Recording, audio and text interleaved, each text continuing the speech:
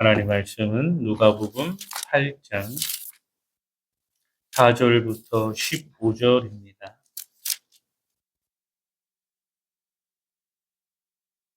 말씀을 교독합니다. 누가복음 8장 4절에서 15절입니다.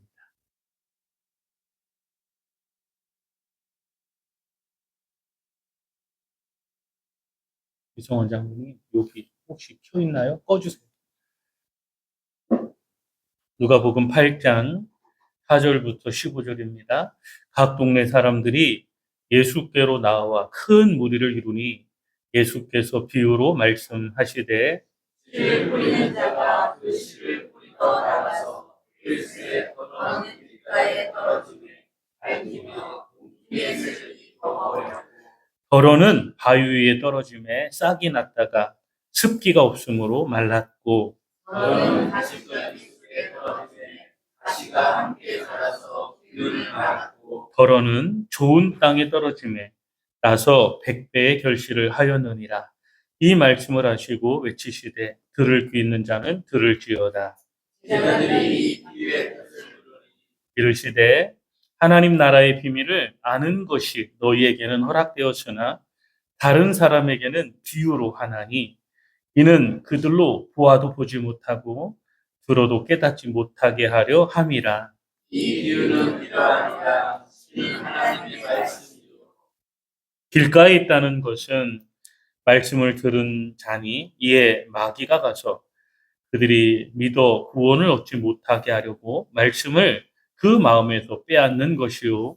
바위에 있다는 것은 말씀을 들을 때에 기쁨으로 받으나 뿌리가 없어 잠깐 있다가 시련을 당할 때에 배반합니다.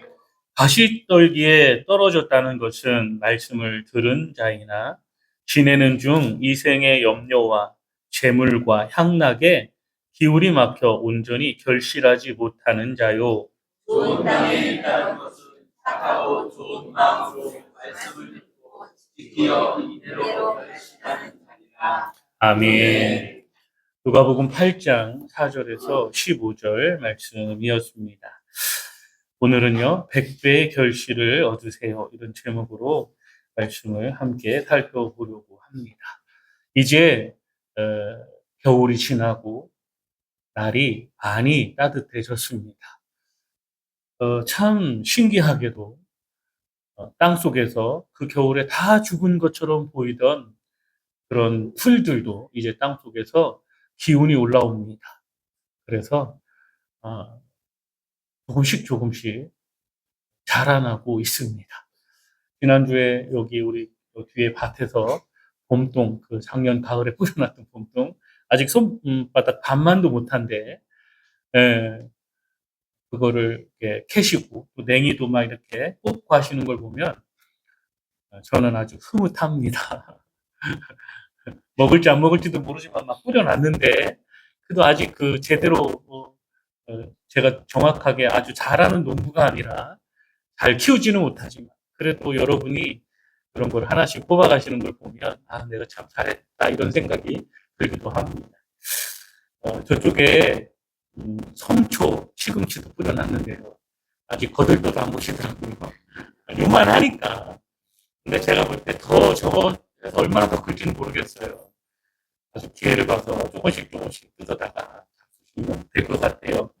어쨌든 겨울이 지나고 다 죽어있던 것 같은 땅들이 싹을 내고 또 땅에서 기운들이 올라오는 것을 보게 됩니다. 이제 곧 씨를 뿌려야 되는 그런 계절이 다가오고 있음을 알려주고 있습니다. 오늘 저는 이 씨 뿌리는 비유를 통해서 100배의 결실을 맺으세요, 이런 말씀으로 여러분과 함께 말씀을 나누려고 하는데요.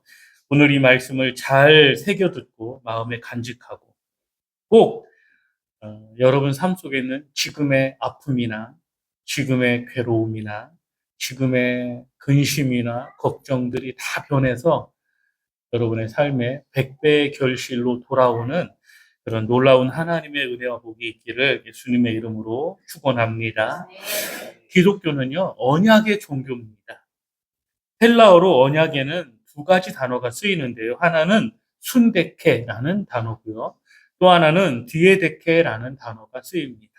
이 순데케라는 단어는 사람과 사람이 맺는 약속을 지칭할 때 순데케라는 그런 단어가 쓰입니다. 근데 사람과 사람과의 이 언약은 사람과 사람이 맺는 언약, 약속은요, 잘 지킬 수도 있고 또 지키지 못할 수도 있습니다. 그래서 어떤 사람이 자기가 이번에 사업을 하는데 잘 되면 꼭 11조를 저희 교회에 내겠다고 약속하신 분이 있어요. 그래서 잘 되게 해달라고 열심히 기도했는데 그 약속한 지가 벌써 수년이 지났는데 아직도 일은 잘 되는 것 같은데 그렇죠. 사람이 사람에게 하는 약속이기 때문에 그래요. 지킬 수도 있고 못 지킬 수도 있는 거예요.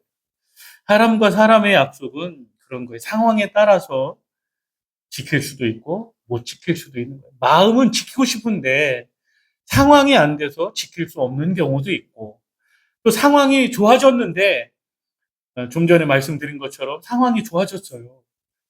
그래서 약속을 지켜야 되는데 욕심이 생겨서 지키지 못할 경우도 있는 거죠. 그래서 여러분 누군가 여러분에게 약속을 하거든 에, 반 정도만 믿으시면 돼요. 예. 특별히 자녀들이 아주 부모님에게 와서 이 땅 저에게 주시면 제가 잘 사업해서 어머니 아버지 노년에 제가 잘 모시겠습니다. 절대로 믿으면 안 돼요. 마음은 분명해요. 어머니 아버지 잘 모시고 싶은 마음은 분명해. 근데 상황이 안 되는 경우가 허다해요. 그래서 사람과 사람의 약속은 잘 지킬 수도 있고 지키지 못할 수도 있어요. 상황에 따라, 형편에 따라. 또 반면에 이 디아데케라는 단어로 쓰인 두 번째 언약의 의미는 생명을 걸고 하는 언약이에요. 이 언약은 하나님께서 우리에게 하신 언약이에요. 하나님께서 사람에게 약속하신 내가 너를 구원하겠다. 그 약속을 지키기 위해서 당신의 독생자를 보내셨고 그분을 십자가에 죽게 하셨고 그러니까 독생자의 생명을 죽이면서까지 하나님은 그 약속을 이루신 거예요. 그러니까 하나님이 우리에게 주시는 언약은 대부분이 디아데케라는 그 단어로 쓰였어요. 이것은 생명을 건 언약이다. 이것은 내가 안 지키면 내 목숨을 너희에게 줄게. 이런 언약인 거예요. 하나님께서 아브라함과 언약을 맺으실 때 아브라함이 짐승들을 갈라놓습니다. 그러면 하나님이 불꽃으로 그 짐승 사이를 지나가시죠. 그 의미가 뭐냐면 고대 근동에는 언약을 맺을 때 이렇게 언약을 맺었어요. 그래서 누구든지 언약을 지키지 않는 자는 이 짐승처럼 죽을 거다. 이런 의미예요. 하나님이 우리에게 주신 언약의 대부분은 디에데케라는 단어로 쓰였는데 바로 생명을 건 언약이에요. 하나님이 여러분에게 주신 언약, 하나님이 여러분에게 주신 언약, 이 말씀 속에 담겨 있는 이 언약은 하나님께서 반드시 지키는 그런 언약인 거예요. 하나님이 지킬 때도 있고 안 지킬 때도 있는 그런 하나님이 아니신 거예요. 하나님은 반드시 지키시는 분이에요. 사람은 좀 전에 말씀드렸죠? 사람은 형편을 따라, 상황에 따라, 그때 가서 욕심이 생겨서 못 지킬 수 있어요. 그러나 하나님은 그런 분이 아니시죠. 하나님은 당신이 하신 말씀, 세상 끝날까지 반드시 이루시는 그런 하나님이신 줄로 믿습니다. 그러므로 우리는 사람들과의 언약에 귀를 기울이지 말고, 사람들과의 언약에 목을 매지 말고, 하나님과의 언약에, 하나님의 언약이 어디 있다고요? 성경 속에 있어요. 하나님께서 이 말씀 성경 속에 당신의 언약을 다 담아 놓으셨어요. 그러니까 그 하나님의 언약에 목숨을 걸라는 거예요. 하나님은 반드시 지키실 거야. 그러니 그 하나님의 언약을 붙드는 거예요. 하나님은 반드시 지키실 거야. 그러니 그 하나님의 언약을 우리가 놓치지 말아야 되는 거예요. 많은 분들이 참 어리석게도 하나님이 눈에 보이지 않으니까, 하나님의 이 약속이 손에 잡히지 않으니까, 하나님께서 언약을 지키실지 안 지키실지 모른다고 생각하는, 그래서 그 약속을 지키지, 하나님께서 그 언약을 지키지 않으실 거로 그렇게 생각하는, 믿지 못하는 그런 경우들이 허다합니다. 그러나 여러분, 하나님은 그렇지 않습니다. 당신이 하신 말씀은 반드시 지키시는 그런 하나님이신 줄로 믿습니다. 오늘 이제 본문의 말씀으로 들어가면요. 본문은 아주 유명한 씨 뿌리는 비유입니다. 오늘 이 씨 뿌리는 비유로 열매 맺는 신앙을 위해서 무엇이 필요하고 성도의 삶의 기초가 무엇인지를 우리가 함께 살펴보고 싶습니다.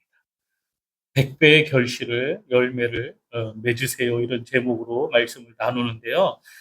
우리가 과연 하나님께서 약속하셨으니 우리가 그 언약을 어떻게 붙들고, 우리가 그 약속을 언제까지 붙들고, 우리가 그 약속을 어떻게 지켜야 될까? 오늘 그것을 여러분과 함께 살펴보려고 하는 겁니다. 어느 날 한 사람이 씨를 뿌립니다. 씨를 뿌리는데 씨가 다 좋은 땅에 떨어지면 얼마나 좋겠습니까? 그런데 오늘 말씀을 보니까 씨는 4종류의 땅에 떨어집니다. 첫 번째는 길가와 같은 곳에 떨어졌습니다. 그러자 이 길가에 떨어진 씨앗은 싹이 나기도 전에 새들이 와서 다 먹어버렸습니다. 이것을 신앙적으로 생각해 보면 이런 거죠. 길가는 사람이 많이 다니는 곳입니다. 그처럼 사람이 많은 곳은 마귀의 유혹도 많습니다. 그래서 군중의 인기와 또 사람들에게 휩쓸리다 보면 하나님의 말씀이 내게서 이루어지지 않을 때가 허다합니다. 우리가 하나님의 말씀에 집중해야 되는데 하나님 말씀에 집중하지 못하면 자꾸만 세상 풍조에 휩쓸리고 사람들과 휩쓸리다 보면 하나님의 약속보다 사람들의 인식이 우리를 더 사로잡게 되죠. 그러면 하나님께서 주신 약속이 우리 안에 이루어지기가 어렵다는 거죠. 예전에는, 요즘에는 뭐 그렇지만 예전에는 막 교회 다니는 게 어려웠어요. 저는 그런 적이 없어요. 왜냐하면 저는 저희 집에서 저희 할머님이 먼저 신앙생활을 시작하셨기 때문에 저희 할머니가 꼭 저를 데리고 교회를 가셔서 저는 신앙생활하기가 그렇게 어려운 사람이 아니었어요. 그런데 제가 고등학교 다니고 막 이럴 때, 중학교 다니고 고등학교 다닐 때 보면 그 동네에서 대부분의 학생들이 이제 우리 그 고향 교회를 나왔거든요. 근데 부모가 신앙생활을 안 하는 애들은 정말 토요일 날 저녁에 교회 오기가 너무너무 어려웠어요. 그리고 애들, 젊은 그 중학생, 고등학생들은 모이면 어때요? 빨리 집에 안 가. 그죠? 모이면 떠들고, 모이면 뭐가 그렇게 재밌어요? 재미 하나도 없는데, 하하, 호호, 히히 하면서 시간이 금방 가요. 그러면 이제, 그래서 저녁에 교회 가면, 집에 가면 엄마 아빠한테 혼나고, 그럼 이제 주일날 아침에 교회 오기는 또 이제, 어제 저녁 교회 오는 것보다 더 어렵고, 그래서 막 토요일날 저녁에는 교회 왔던 애가 주일날 교회 못 오는 경우가 굉장히 많았어요. 요즘에는 그런 부모가 거의 없습니다. 교회 간다 그러면 갔다 와라, 갔다 와라 그러죠. 예전에는 막 못 가게 하는 부모들도 굉장히 많았죠. 그래서 그때 이제 많은 우리 친구들이 이제 부모님 때문에 또 사람들 때문에 교회를 못 나오는 경우가 굉장히 많았어요. 지금 가만히 보면 그때 그 어려움을 뚫고 신앙생활했던 친구들은 지금도 신앙생활 잘해요. 그런데 그때 막 반대에 부딪혀서 신앙생활을 하다 안 하다, 하다 안 하다 이런 친구들을 보면 지금도 신앙생활 못하는 그런 친구들이 많아요. 길가에 떨어지면 사람들 이목이 두려우면, 사람들이 보는 눈이 두려우면, 사람들의 핍박이 두려우면 그 씨앗은 새들이 와서 먹어버리는 거예요. 자랄 수가 없는 거예요. 두 번째, 어떤 씨는 바위에 떨어집니다. 그래서 바위에 떨어진 씨앗은 금방 싹이 나긴 합니다. 바위 위에 있는 흙에 떨어졌기 때문에 금방 싹이 납니다. 그러나 뿌리가 깊지 못해서 그건 금방 죽어버리죠. 근데 오늘 말씀을 잘 보면 이렇게 말합니다.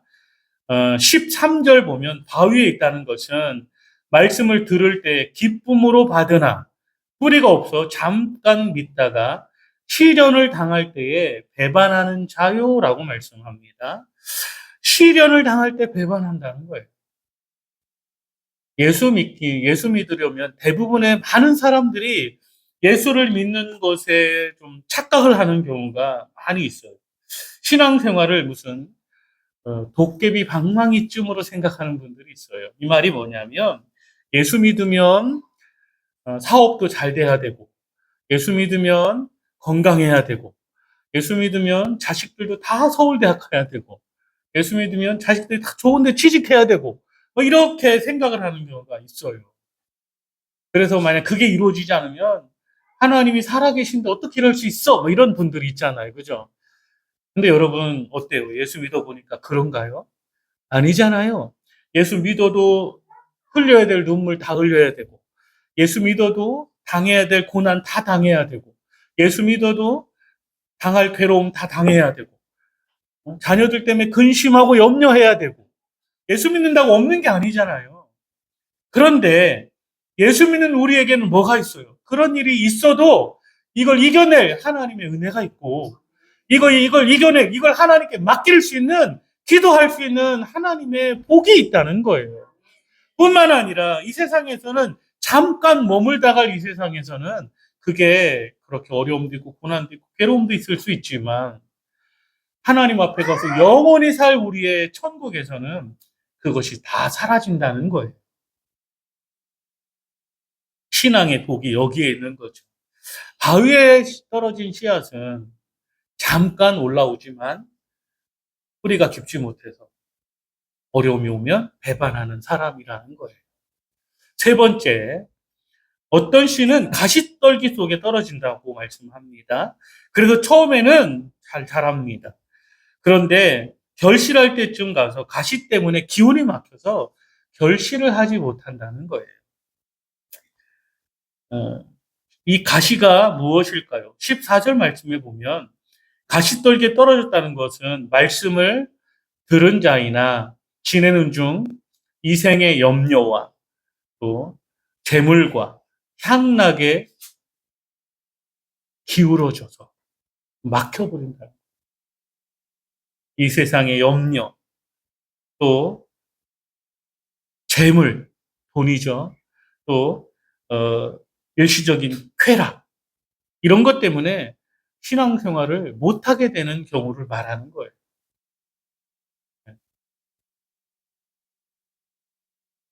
여러분 신앙생활하면서 제일 힘든 게 뭐예요? 제일 힘든 게 뭡니까? 어떤 분은, 여러분은 그런지 모르겠는데 어떤 분은 그런 얘기를 해요. 신앙생활하면서 제일 힘든 게 헌금이래요. 헌금. 네. 헌금이 제일 힘들대요.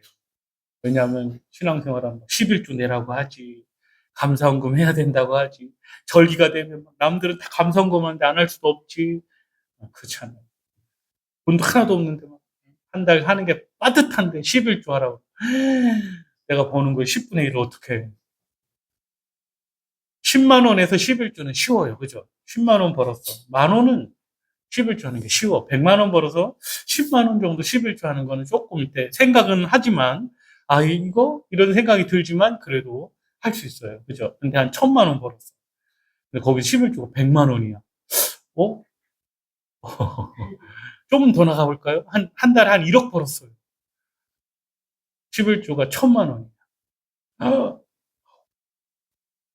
막히는 거죠. 근데 여러분, 바보지. 그렇잖아요. 바보잖아. 왜 1000만 원만 생각해? 1억 버는 걸 생각해야지. 아, 저는 한 달에 막 11조, 1억씩 하고 싶어요. 네. 1억씩 11조 하면 얼마를 벌어야 되는 거예요? 10억을 벌어야 돼요. 여러분 다 한 달에 한 1억씩 하세요. 11조. 아, 그거 얼마나 좋아. 제가 지금 고민하고 있는 게 있어요. 뭐냐면, 이 우리 교회가, 이제 이 옆에 저 건물이 갑자기 들어서니까요, 예, 갑자기 너무 촌스러워 보이는 거예요, 이 교회가. 아, 이거 어떡하지? 막 고민하고 있는 거예요. 그래서 지금 이제 그 옆에 지금 그 등나무 밑에 나무 다 뜯어냈잖아요. 다 썩어가지고 뜯어냈어요. 그거 하신 분이 그거 해놓으면 10년은 갑니다, 목사님. 막 이래갖고 제가 10년 가는 줄 알고 했는데, 아, 그게 중국산이래요, 재료가. 그래서 1년밖에 안 됐는데 막 다 썩었어요. 그 오늘 이번에 다 뜯어냈는데, 그래서 이번 주 안에 이제 그 요즘에 합성목이 있대요. 나무하고 플라스틱하고 뭐 이렇게 해갖고 한 합성목이 있는데, 그건 잘 안 썩는다고 합니다. 그래서 그걸로다가 지금 교체하려고 그래서 뜯어놨다 보니까 바닥에 막 녹이 슬고 그래서 이제 그 갈아내는 것도 다 샀거든요. 그래서 이제 오늘이나 내일 배달 오면 열심히 또 갈아내고 녹나지 말라고 이제 페인트도 녹 제거 페인트 있거든요. 또 그거 칠하려고 계획하고 있어요. 그거 칠하고 이번 주 안에 거기를 다시 잘 예쁘게 정리해 놓으면 그래도 좀 그죠? 1년에 한두 번 쓰더라도 그죠? 우리가 절기 때 또 삼겹살 구워 먹으려면 필요하잖아요. 그럴 때 쓰더라도 이쁘게 해 놓으려고 지금 하고 있는데요. 그것뿐만 아니라 저 옆에 그 창고 있죠, 여러분. 창고. 아, 나 저거 볼 때마다 화가 나요. 저거 어떻게 저거. 그래서 이번 주에 오면 저 견적 좀 내보라고 하려고 그래요. 그래서 견적이 조금 적게 나오면 시작하려고요. 그 다음에 이 벽을 여러분 우리 교회하고 주방하고 뭔가 색깔이 다르니까 뭐 갖다 껌 붙여놓은 것 같잖아요. 뭐 덕지덕지 붙여놓은 것 같잖아요. 그죠? 색깔이 얘랑 이렇게 색깔이 좀 같아야 되는데 이게 있던 건물을 또 확장하다 보니까 요 색깔 다르고 옆에 있는 색깔 다르고 저 뒤에 색깔 다르고 막 이러니까 화가 나요. 그래서 그것도 한번 견적을 내봐라. 지붕하고 천정하고 네, 지붕이죠. 지붕을 좀 새카만 색으로 판넬 두껍지 않은 거로 하고 옆에 벽을 예쁜 판넬이 있어요. 하면 단열도 되고 지금 그래서 견적을 내봐라. 그래서 이제 조금만 이제 아, 이 정도면 하겠다 싶으면 할 거예요.